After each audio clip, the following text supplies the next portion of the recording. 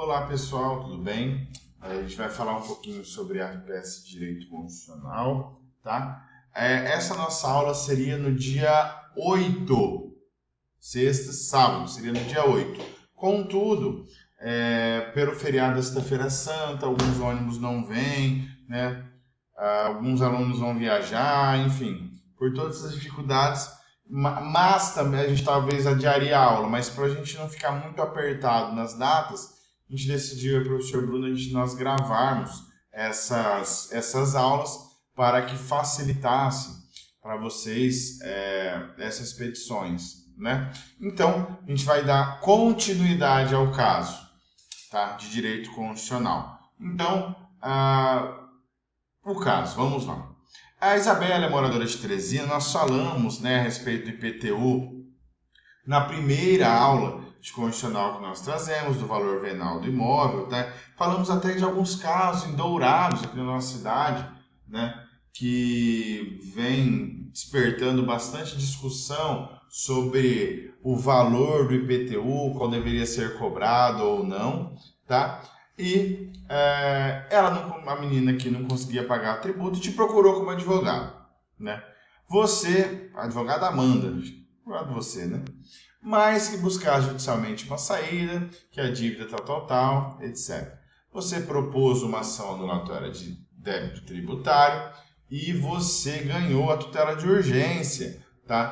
Falando o juiz, a tutela de urgência serve, né, para que o juiz, antes de analisar propriamente as provas, etc, e ouvir testemunha e etc, que ele possa, já no início do processo, né, te dar essa garantia. Não, peraí, recolhe os 4% e aí depois, se você perder lá no final, aí você recolhe os 15%. Tá? Apesar da Procuradoria de Teresina ter agravado a decisão, o agravo ele vem na decisão interlocutória, tá? Não é como se fosse uma apelação da sentença. O agravo lá do 2015 é quando eu discuto as situações em que existe na decisão interlocutória, tá? De despacho não cabe agravo, tá? O único recurso que cabe de agravo é embargo de declaração, tá? Embargo de declaração cabe, tá? Então, cabe agravo de instrumento quando as decisões interlocutórias conversarem sobre tutela, mérito do processo. Tá aqui é o 1050 lá do CPC, tá? Bom dar uma olhadinha nele também, tá? Apesar da Procuradoria do município de Teresina ter agravado a decisão da Terceira Câmara de Direito Público, a liminar foi mantida pelo órgão julgador. Olha que legal, você ganhou, né? A peça aqui, a útil, pode ter sido, bem provável, uma contrarrazão a esse agravo, que é a contrarrazão.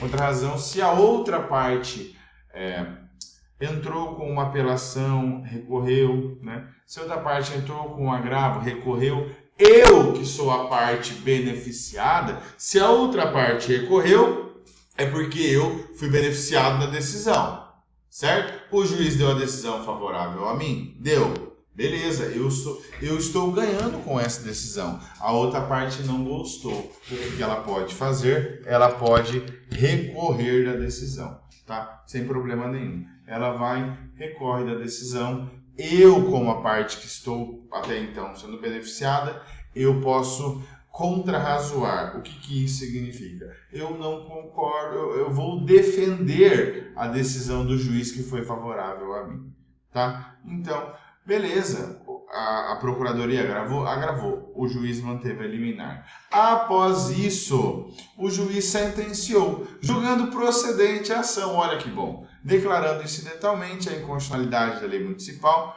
no que tange ao aumento do mesmo exercício financeiro, tá? Princípio da anterioridade. Além disso, ele entendeu que a grandeza do aumento acarreta o perdimento integral do patrimônio, tá? De natureza confiscatória, que foi o que nós falamos nas últimas aulas sobre esse âmbito tributário. Mas a Procuradoria, incansavelmente, podia ficar de boa, né? Mas não, recorreu novamente, mas agora recorreu da decisão final.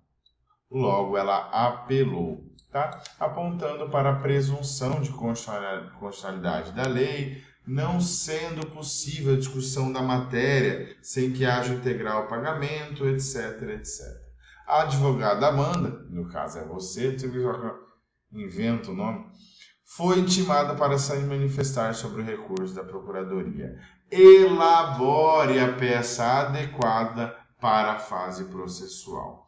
Se é uma sentença, deu provimento final e a Procuradoria recorreu, a Procuradoria entrou com uma apelação contra a sentença do magistrado, né? Então, vocês têm que novamente contrarrazoar essa apelação, tá bom?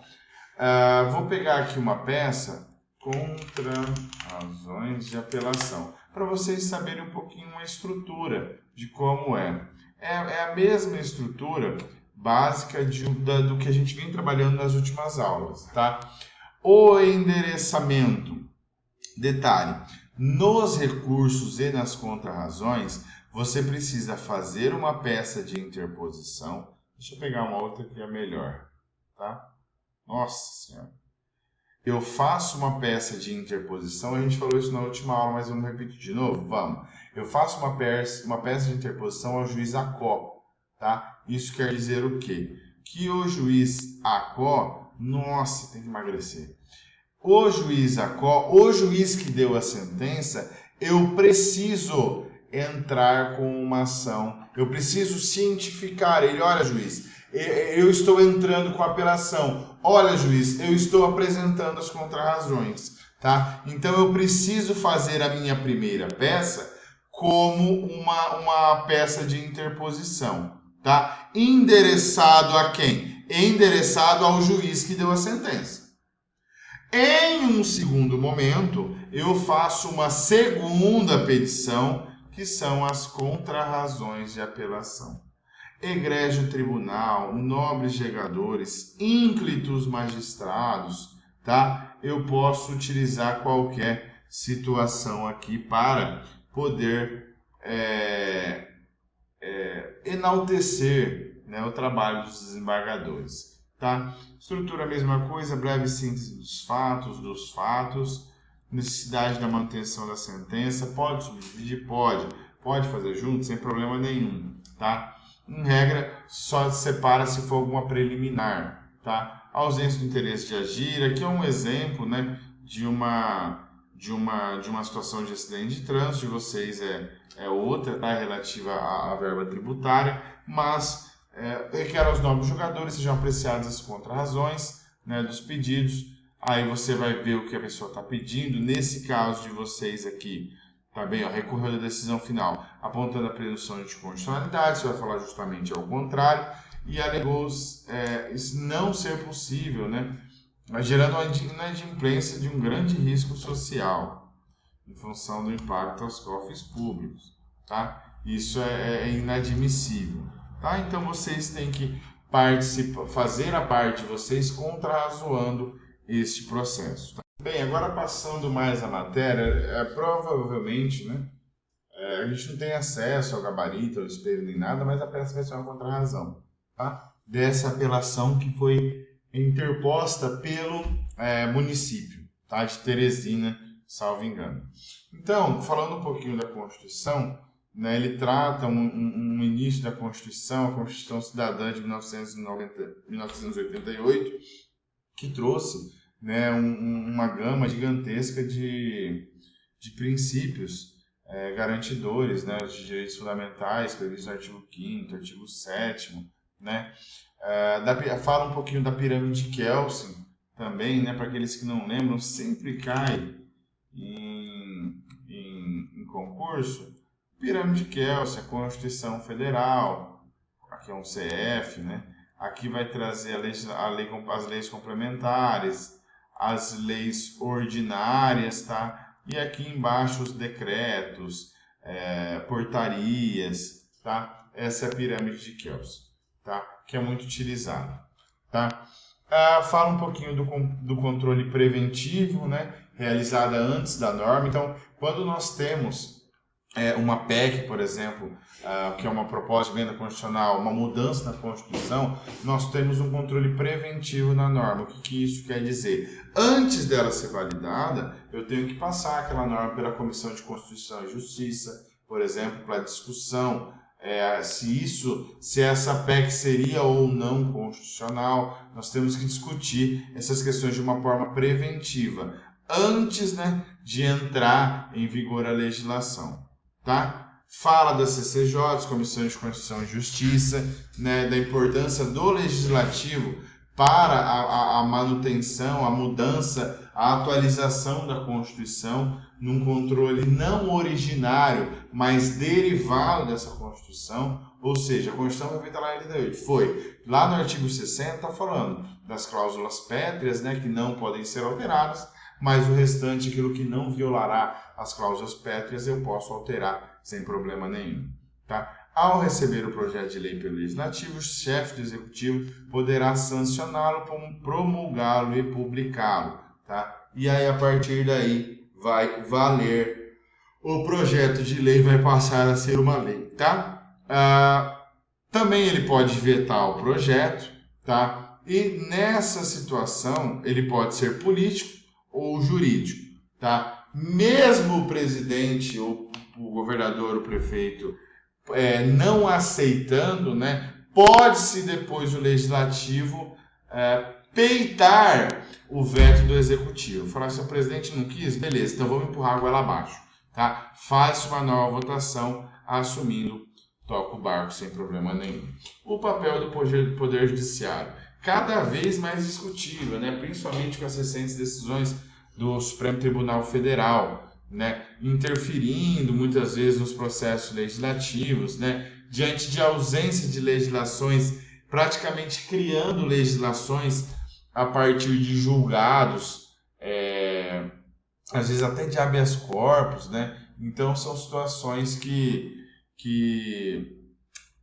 têm se discutido bastante. Recentemente, não é mais tão recente, mas aconteceu alguns anos atrás, nós temos o julgamento da vaquejada, por exemplo. O STF declarou inconstitucional a vaquejada e o que aconteceu? Ocorreu um efeito que a gente chama de backslash. Tá? O que isso quer dizer? Houve um movimento legislativo impedindo que a vaquejada ela continuasse sendo considerado uma proibição. Como que mudou? Lá no 225. O 225 fala que todos têm direito a um ambiente ecologicamente equilibrado, bem de uso comum do povo, etc. e tal.